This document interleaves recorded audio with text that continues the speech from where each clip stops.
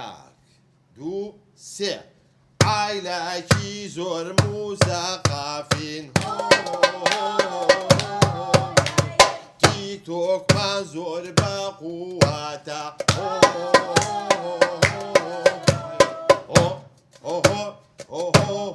مایرۆ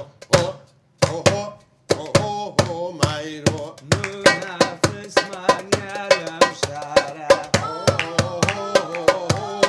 مایرۆ یادکامی بێڕکاباری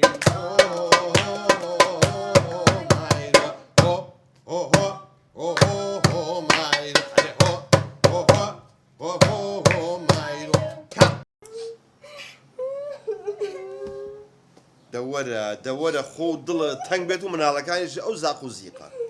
ئەرێ دەبەسە ڕۆڵە دەمەگرین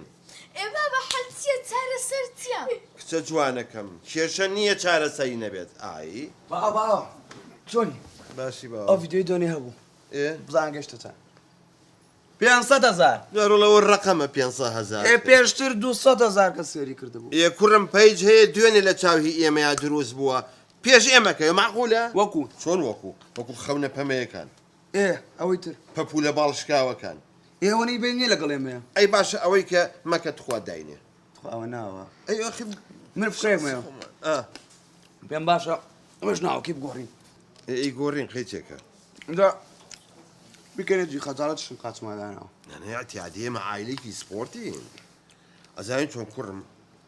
بۆ ئەوی کە پەیجەکەمان پێشی ئەمانە باتەوە دوو ڕێگامان لە بەردەسا برێ دوورگاکێ برێ ئاها یەکێکیان